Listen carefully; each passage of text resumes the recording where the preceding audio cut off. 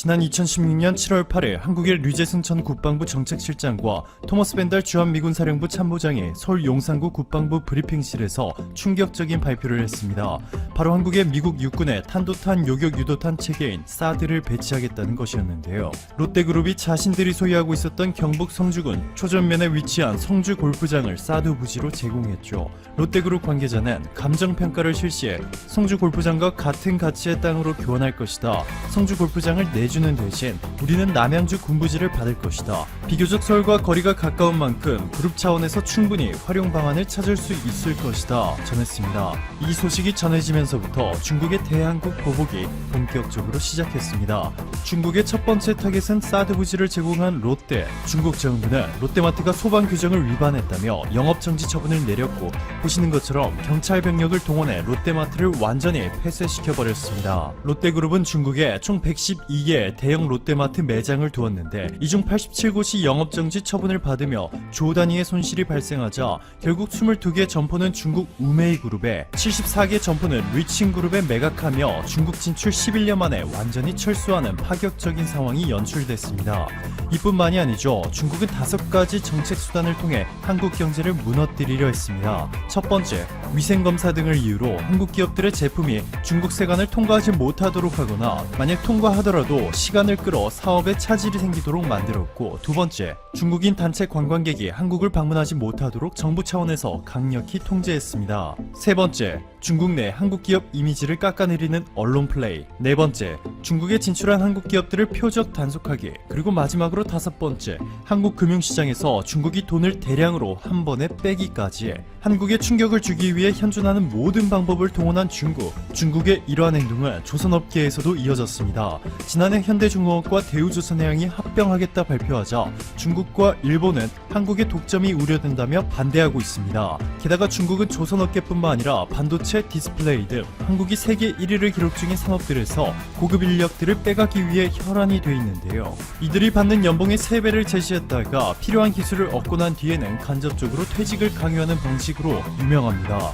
질보다는 양, 신뢰보다는 낮은 가격으로 승부하는 중국이 세계 1위를 기록하던 한국의 조선 산업을 오래 따라잡은 듯 보였죠. 영국의 조선해운 전문 분석기관인 클락슨 리서치에 따르면 지난 5월 중국의 점유율은 47%로 1위, 한국이 40%로 2위를 차지했습니다.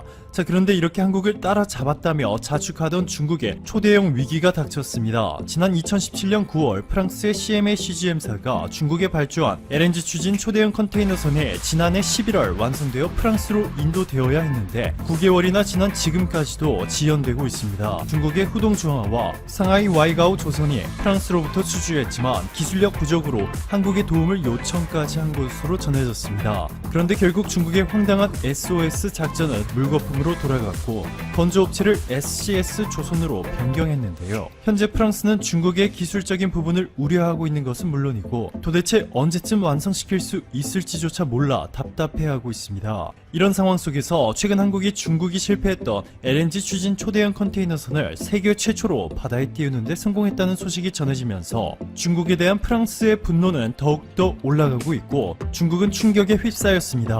싱가포르 EPS사가 발주한 이번 컨테이너선의 길이는 366m, 폭 51m, 깊이 29.9m 규모의 이 선박은 LNG를 연료로 사용하는 세계 최초의 초대형 컨테이너선입니다. 12,000 큐빅미터급 대형 LNG 연료 탱크를 탑재하고 있기 때문에 한 번만 충전하면 놀랍게도 한국에서 유럽까지 왕복 운항이 가능하죠. 이를 만든 것이 바로 한국의 현대사무중공업으로 중국이 프랑스로부터 수주한 시점보다 무려 7개월이나 늦게 시작했는데도 한국이 압도적인 기술력을 바탕으로 전 세계에 다시 한번 조선업 최강국임을 알렸습니다. 여기에 중국 국영조선사가 건조한 LNG선 글라이드스톤호가 호주 앞바다에서 엔진 고장으로 멈춰서는 대형 사고가 발생한 점이 재조명받으면서 전세계 해운 회사들이 중국을 손절하고 한국으로 몰려올 것이라는 의견이 지배적인 상황입니다. 한 조선업계 관계자는 대규모 물량을 선물로 계약하는 LNG 거래의 특성상 선박의 안정성을 최우선의 가치로 여길 수밖에 없다 라고 전했는데요. 최근 이 말이 결과로 증명되고 있습니다. 한국조선해양이 사우디아라비아로부터 대규모 선박 수주에 성공한 것이죠. 사우디 국영선사 바흐리가 5만 톤급 PC선 10척을 한 척당 485억 원, 총 4,850억 원에 한국과 계약했습니다. 한국의 조선 3사가 카타르에서 중국과 일본을 누르고 23조 원 규모의 LNG선 계약을 체결한 데 이어서 이번에 사우디에서마저 수주를 휩쓸어 버렸습니다. 글로벌 해운 전문 미디어 헬레닉 쉬핑 뉴스는 한국조선해양은 상호 신뢰를 기반으로 지금까지 세계 최대 규모인 800척의 PC선을 건설했다 라며 놀라워했고, 필리핀의 로드리고 두테르테 대통령은 최근 한국이 만든 한국산 전투 체계까지 탑재된 해군함정 호셀리자를 림팩 훈련에 파견하며 이렇게 말했습니다. 한국이 만든 군함이 넘버원이다. 이 배가 필리핀 해군을 대표하는데 손색이 전혀 없다. 한국이 한일 군사 정보 보호 협정 종료 방침을 일본에 통보한 지 약 1년이 지난 가운데 일본 정부는 한국에 대응을 주시하고 있다고 NHK가 보도했다. 24일 NHK는 일본 정부는 언제라도 파괴할 수 있다는 한국의 주장을 고려해 대응을 주시하고 있다. 지소미아는 한일 어느 쪽이 파괴를 통보하지 않는 한 1년마다 자동 연장된다. 취소하려면 90일 전에 통보해야 한다. NHK는 올해는 파기를 향한 구체적인 움직임이 없어 일본 정부는 협정이 연장될 공산이 높다고 보고 있다고 전했다. 다만 한국 정부가 지소미아는 언제든지 종료할 수 있다고 밝힌 바 있다고 매체는 부연했다. 앞서 우리 외교부는 지난 20일 지소미아와 관련 언제든지 지소미아를 종료할 수 있는 권리를 갖고 있다면서 일본 정부의 적극적인 협조를 촉구했다. 우리 정부는 지난해 11월 22일 지소미아 종료를 앞두고 언제든지 한일 군사비밀 보호협정의 효력을 종료시킬 수 있다는 전제하에 2019년 8월 23일 종료 통보의 효력을 정지한다고 발표했다. 아울러 한일 간 수출관리 정책 대화가 정상적으로 진행되는 동안 일본 측의 3대 품목의 수출 규제에 따라 WTO에 제소한 절차를 정지키로 했다. 이후 대외무역법 개정 등을 일본 측이 제기한 수출 규제 조치의 사유를 모두 해소했지만 일본이 수출 규제를 유지하면서 우리 정부는 지난 6월 초 WTO 제소 절차를 재개한 상황이다. 한국이 일본의 반도체 소재 수출 제한 조치를 세계무역기구에 제소한 것과 관련해 도널드 트럼프 미국 행정부가 한국을 지지하지 않는다는 입장을 재확인했다.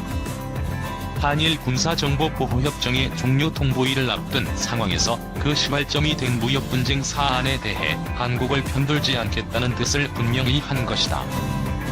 미 국무부는 21일 WTO에서 양국 무역 분쟁이 다루어지고 있는 상황에 대한 동아일보 질의에 미국은 두 동맹 간의 양자 분쟁에 어느 한쪽 편을 들지 않는다고 밝혔다. 이어 미국이 7월 29일 WTO 분쟁 해결기구 회의에서 한 발언은 미국의 오랜 정책적 입장과 일치한다고 덧붙였다. WTO 홈페이지에 게재된 회의록에 따르면 미국 측은 이 회의에서 오직 일본만이 자국의 본질적 안보에 필요한 조치를 판단할 수 있다고 언급했다. 일본의 수출 규제가 국가안보 조치에 해당하며 한국이 이 문제를 WTO로 가져가는 것에 동의하지 않는다는 의미로 풀이된다. 일본 쪽으로 기울었다는 해석을 낳았던 이 발언의 취지를 국무부가 재차 확인한 것이다. 앞서 한국 정부는 미국 측에 WTO에서 한국을 지지해달라는 물밑 요청을 했던 것으로 전해졌다. 이런 노력에도 국무부가 기존 입장을 바꾸지 않은 셈이다. WTO 관련 현안은 미무역 대표부가 실무를 맡지만 한일 관계에 관한 부분은 국무부가 정책 협의를 통해 관여해왔다. 한국은 6월부터 일본의 반도체 수출 규제에 대한 WTO 분쟁 해결 절차를 재개했다. 최종 결론이 나올 때까지 4년 이상 걸릴 것으로 보인다. 트럼프 행정부는 미중 갈등 상황에서 중국 기업들에 대한 압박을 강화하고 있고, 멕시코가 불법 이민자 문제 해결에 적극적이지 않다는 이유로 멕시코의 고율의 관세 부과를 위협하는 등 무역, 경제 규제를 정치 외교적 무기로 사용하고 있다. 이런 상황에서 미국이 한국의 WTO 제소에 동의하면 자승자박이 된다는 점을 염두에 두고 있는 것으로 분석된다. 국무부는 또 우리는 양국이 역사 및 다른 사안에 대해 유지 가능한 해법을 보증할 수 있는 논의를 지속할 것을 계속 촉구한다고 밝혔다. 유지 가능한 해법을 언급한 것은 지소미아 종료 결정의 효력을 한시적으로 연기하는 수준을 넘어 이 협정을 정식으로 연장, 유지하라는 압박 차원으로 보인다. 이어 한미일 세 국가의 강한 관계는 영내 번영과 안정을 담보하는 것은 물론이고 우리가 공유하는 민주주의 및 다른 가치들의 맞선 도전에 부응하는 데 매우 중요하다고 거듭 강조했다.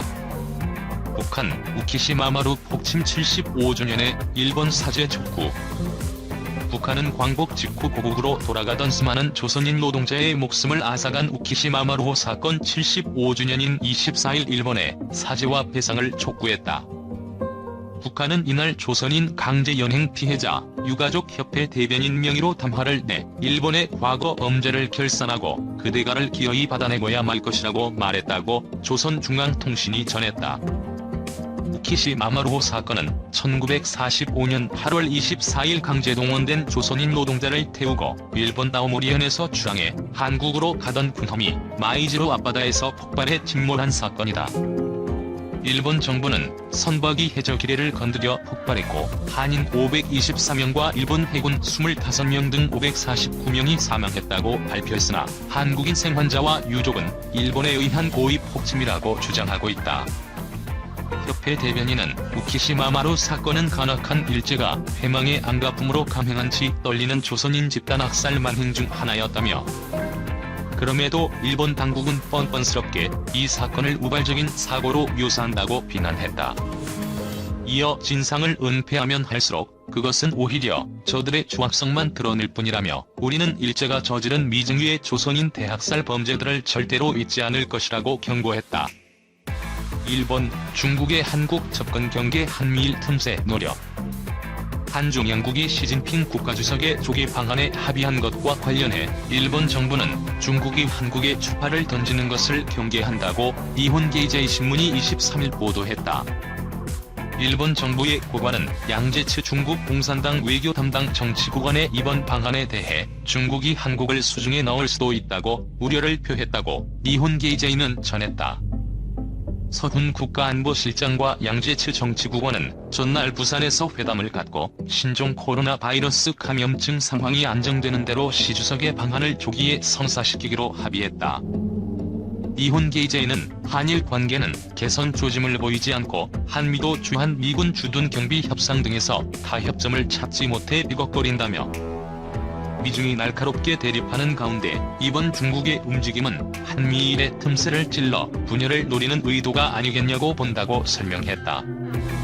중국은 홍콩 보안법 문제로 미국과 영국 등 서방 국가와 관계가 악화한 데다 인도와도 최근 국경 분쟁 지역에서 충돌함에 따라 외교적 고립을 돌파하기 위해 한국과 싱가포르 등 아시아 국가를 겨냥하고 있다고 니혼게이제이는 분석했다.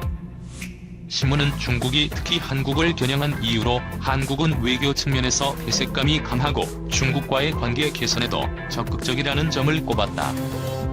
중국은 관계 개선의 대가로 아시아 각국의 미중 갈등 현안인 홍콩 보안법과 화웨이 문제를 둘러싸고 미국과 중국 가운데 한쪽을 선택하도록 할 가능성도 있다고 니혼게이제이는 전망했다. 한편 당초 올해 4월로 예정됐다가 코로나19 확산을 이유로 연기된 시 주석의 일본 국빈 방문은 일정 조정도 진행되지 않은 것으로